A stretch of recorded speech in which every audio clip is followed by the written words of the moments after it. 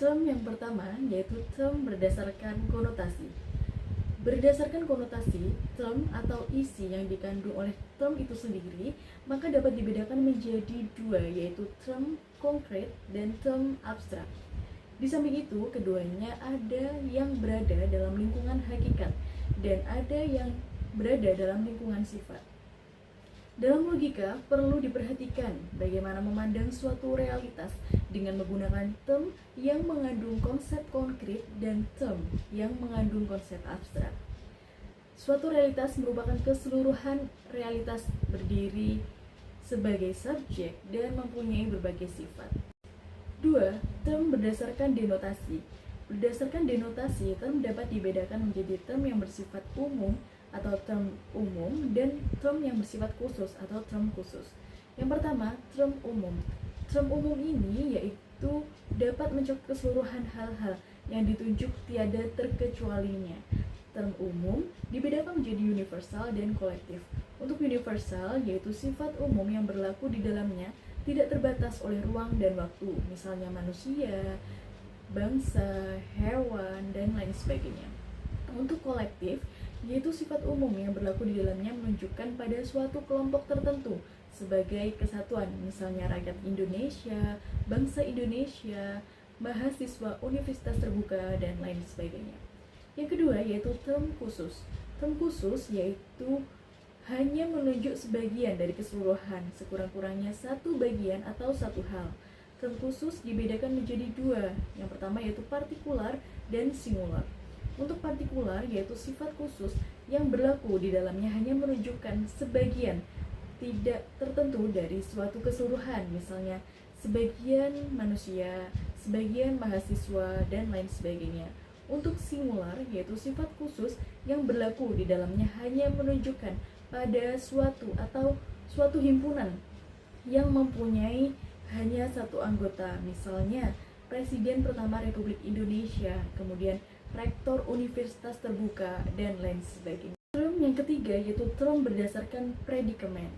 Predikamen yang dimaksud adalah cara beradanya sesuatu dalam menghadapi sesuatu yang masih asing dan mengetahui lebih dalam lagi. Maka pertama yang perlu ditempuh adalah mengadakan penguraian secara kategoris.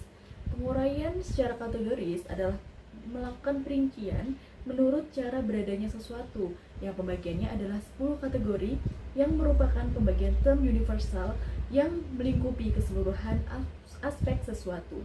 Pembagian 10 kategori atau predikamen yang dimaksudkan adalah menunjukkan cara beradanya yang paling umum, yang pembagiannya secara terperinci sebagai berikut. Yang pertama, predikamen substansi, yaitu hakikat zat terdapat dalam diri yang dapat berdiri sendiri. Substansi, hakikat zat sesuatu yang adanya terdapat di dalam dirinya sendiri sebagai pendukung sifat-sifat, misalnya manusia, hewan, pohon. Ada beberapa macam kesesatan berpikir atau logical fallacy yang sering dijumpai. Yang pertama yaitu false dilemma atau dikotomi palsu. False dilemma merupakan jenis kesesatan berpikir di mana pihak pertama mengatur situasi agar seolah-olah hanya ada dua pilihan. Kemudian pihak pertama tersebut menghilangkan salah satu pilihan supaya pilihan lainnya hanya memiliki satu pilihan.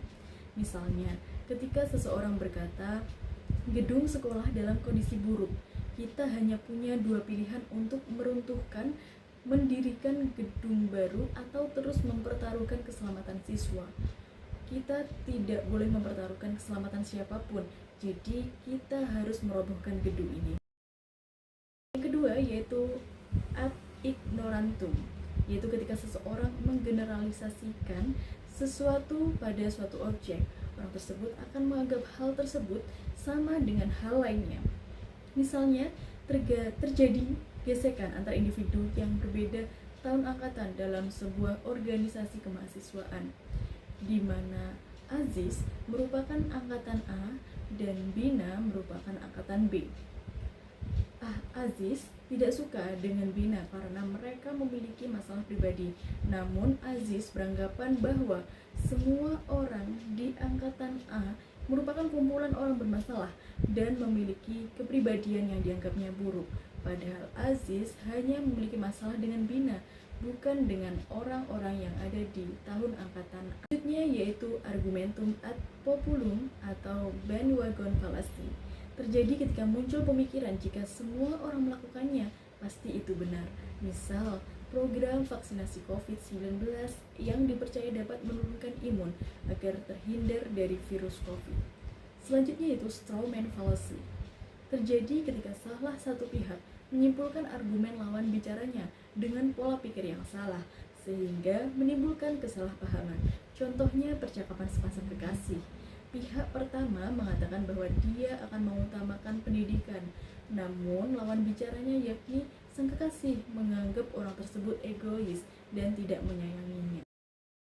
Selanjutnya yaitu hasty generalization.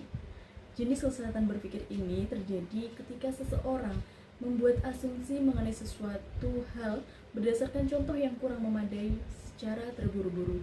Contoh, dalam suatu kelompok, lebih dari 2 orang mengatakan bahwa kelas statistika sulit diikuti.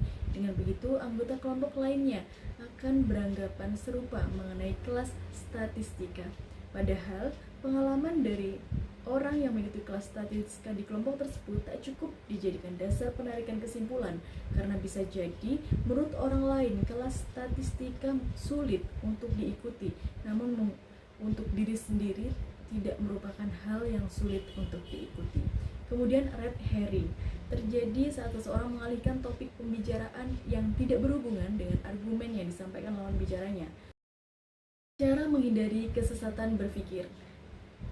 Dari buku yang pernah saya baca yaitu Rhetorical Strategies for Composition, Cracking and Academic Code, Rowman dan Littlefield, karya Karen A. Wing, menyampaikan bahwa cara menghindari kesesatan berpikir dalam berargumen yaitu kita harus memastikan bahwa kesalahan logika melemahkan argumen dengan menggunakan bukti untuk mendukung klaim dan memvalidasi informasi.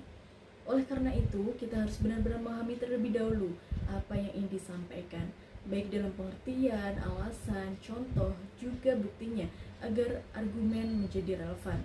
Dengan begitu, kita akan terlihat kredibel di hadapan lawan bicara atau audiens. Selain itu, berpikir kritis dengan menyadari dan memahami kekeliruan atau kesesatan berpikir dalam tiap argumen dapat memperkuat kemampuan kita dengan mengevaluasinya.